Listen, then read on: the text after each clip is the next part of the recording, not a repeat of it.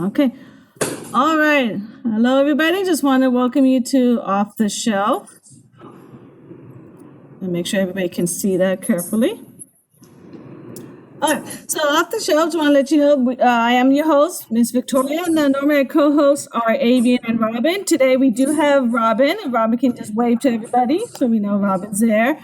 And Avian's not going to be hosting today, but we have back for more. I guess she wants more of this. Is our manager, Misty? Yes, she does. She enjoys this. She says no, but she does. She's back for more. So we're going to go ahead and get started on our first one. Now, our topic is holiday romance books. I know it's a topic I usually don't do. I mean, I watch the Hallmark movies, so I ain't gonna lie. It's good to watch. It's not reality, but it's good to watch.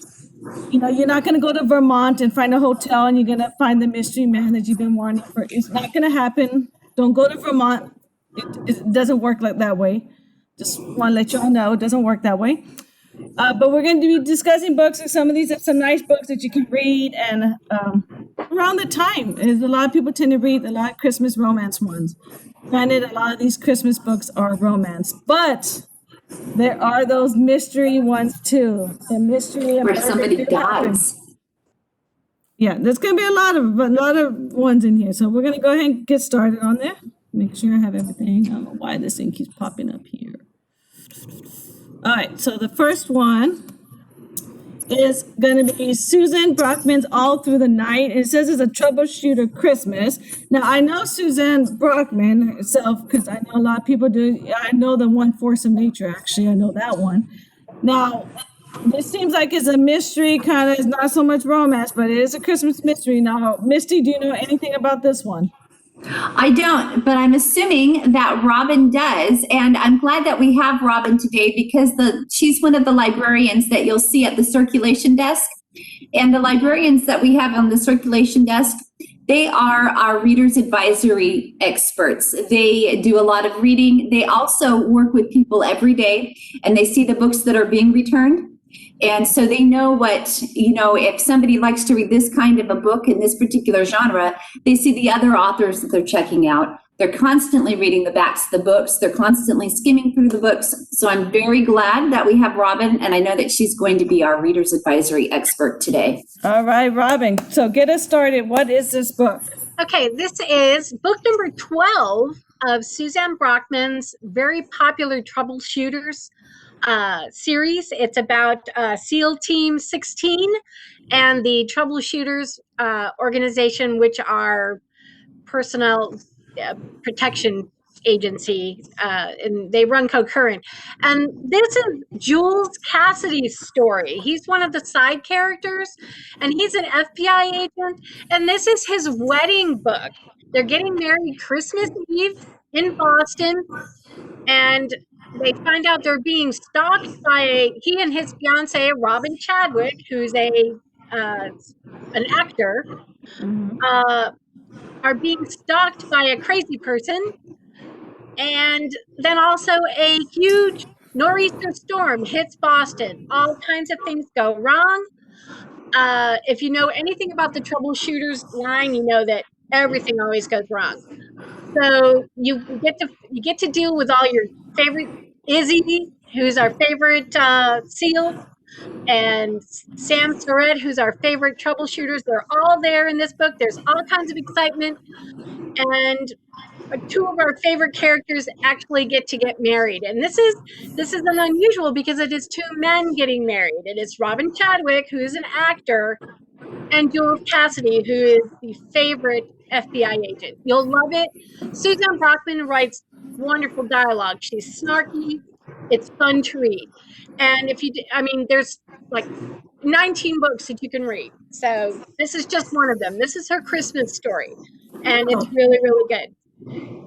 All right, that sounds great. But it's good that it's part of series. So a lot of people tend to read series ones, and they may not be up to this one, but at least they can know they can catch up to get to see a Christmas one as well. So that's a good one to do. Now we're going to jump into the next one. I chose the next one just because a lot of people around Christmas time, a lot of us read books that deal with animals. It's kind of like has pets and like involved in it. So the next one is A Dog's Perfect Christmas by W. Bruce Cameron. Now, not that I planned this, everybody. I did not plan this, but we just got a shipment of new arrivals, and this book is actually one of them. I picked it because it was in the system already, but surprisingly, it just came in actually, and I know And it has no holds. It's what? It has no holds, Victoria, so anybody watching can put a hold on it and get it tomorrow. It is up for grabs, everybody, and Yeah. I know we're working on getting those ready, so you will see them. Check our website and of course catalog. Put them on hold. If you want to get your place, I would do it now because just like Missy said, it's not on hold. And if someone sees it in here, because now you can come in, they might get it before you. So might want to put yourself on it. And of course, it's going to deal with the family and something's going to happen, relationship-wise, family-wise, some situation. Of course, the dog probably has to come save the day, because, everybody argues family time, the dog tends to save the day. And this is part of another, anything by Bruce Cameron, The Dog's Purpose, all those. He's definitely an animal person. So he's the one that did those movies that I don't care for. Oh gosh, they make me cry. I can't watch those movies. I don't do those movies at all. But I mean, they're great books where people can read it, and if you can make it through it, that's fine. When it comes to pets, I don't do it. I'd rather watch Color Purple over and over than watch a dog movie. That makes me cry too.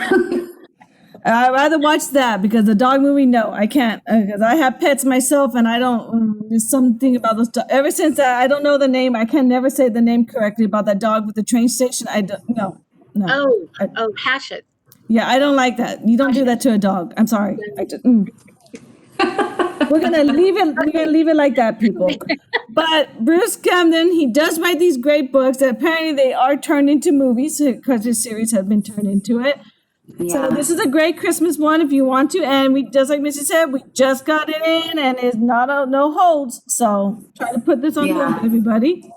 Now the next one is going to be a classic one. I know we all either seen the movie or you actually read the book. Yes. Here it comes. Everybody knows this one. Christmas Carol. Yes. My favorite Dickens book. Yeah, there's several versions of this one. I chose it because I like the cover of this one. But there are several different versions of A Christmas Carol. This one has the illustrations, of course. And it does tell you it has notes and edited by Michael Patrick. It's really good because it is annotated and it gives you, as it's going through, information to help you read it because, of course, it was written in the Victorian period and some of the language is weird. They kind of explain all that and makes it a whole lot easier to understand.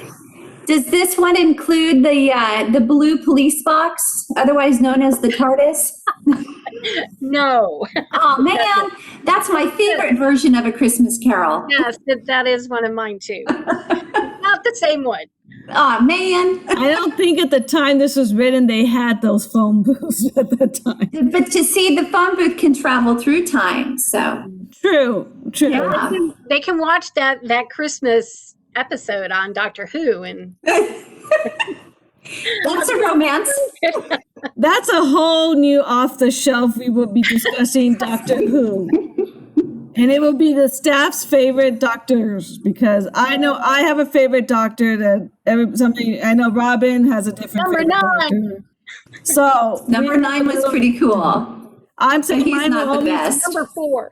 Mine's gonna be David Tennant. David Tennant. I'm just gonna leave it as that. Okay. That's my Matt favorite. Smith. Sorry. Oh, how dare you! Not Went Peter for the Capaldi. Bolton. No, not Peter Capaldi. I could say I don't mind Eccleston before David Tennant, but come on, no. I'll pick River Song over Matt Smith. Oh no. I know.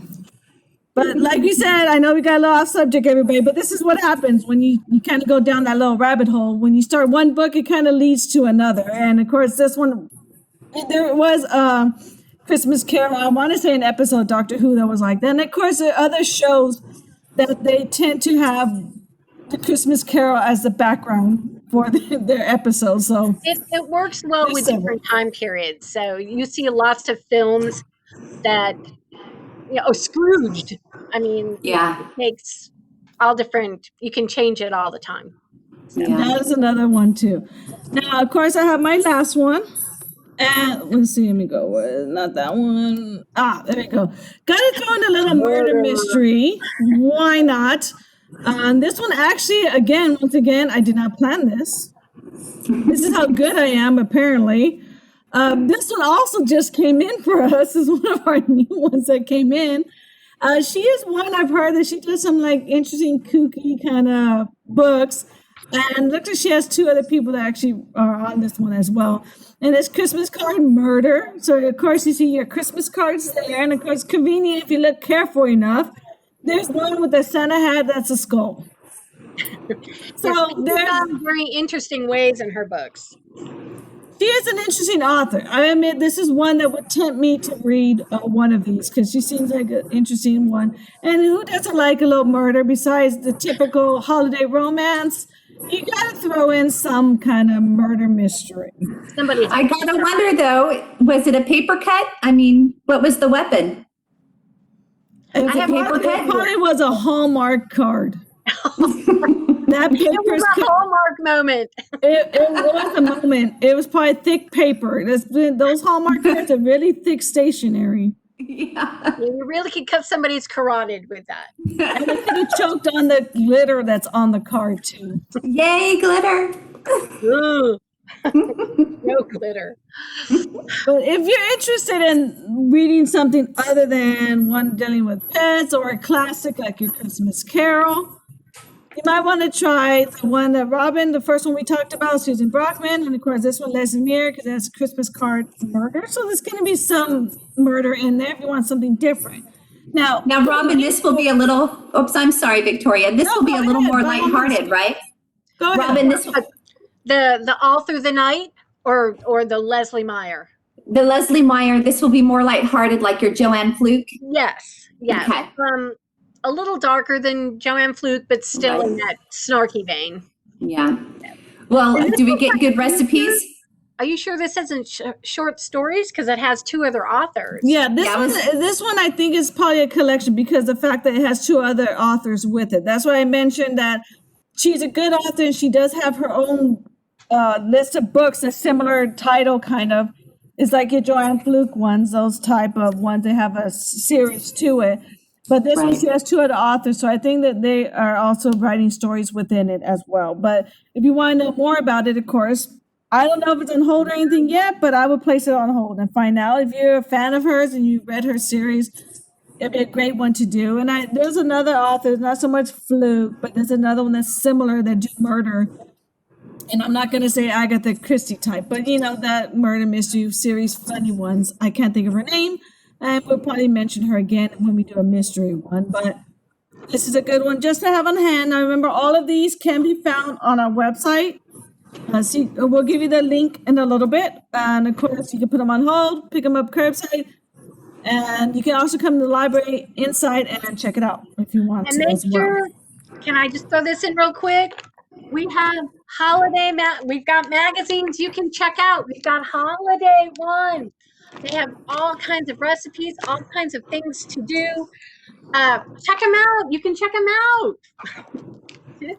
Thank you for that plug. I was gonna save that for when we go over like how to check out books, but that is good though because these you can check out. This is also you want some cookbooks. One easy way to do is the magazine ones that they can check out. Now we do have other issues as well, so they can actually check out those as well. So Studying Living is a great one to do, and we do have that one, so that'd be great for people to do as well. Thank you, Robin, for plugging that in. And we'll plug that in again a little bit when we get to the link. Now, besides these books that you can check out, we do have as well our online digital resources, which is Hoopla and Access 360. So the first one are Hoopla ones. Now, these four I just picked randomly, and actually the good thing about Hoopla, when you browse, you can actually select just books. And from there, you can get into specific categories. They have like little buttons, like circle buttons type that you can click on.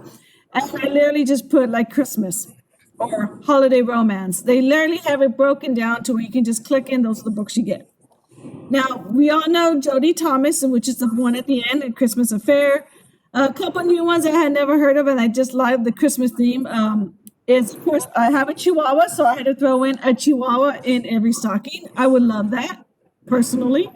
I've never heard of Waverly Curtis, but I love the fact he's also a detective mystery. It's a barking detective mystery. So that's a nice, cute one. It kind of reminds me of ones. Very Lucky Christmas by Lilac Mills. Of course, there's something doing with the bundt cake. I'm assuming it looks like a bundt cake. I could be wrong. And of course, Yuletide Homicide. Who doesn't love one that has homicide in the title? It has Jennifer David Hess. I want to say his name. And it does look like it's a Wiccan will mystery. So it's going to have to, it looks like it might deal with a little witchcraft, let alone the cat's eyes kind of tell me there's something going on. There's a mortar and pestle and a lot of candles around that cat. So something's going on there. So that's another ones you can find on Hoopla. Now, Access 360, these are primarily your ebooks and audio. Of course, you have to throw in a Western. Who doesn't want a Western? And the one I know a lot of is William W. Johnstone, A Rocky Mountain Christmas. Of course, here comes Richard Paul Evans. That one's always going to be there. The Noel Letters, Christmas box. Everybody knows this author if you're into those type.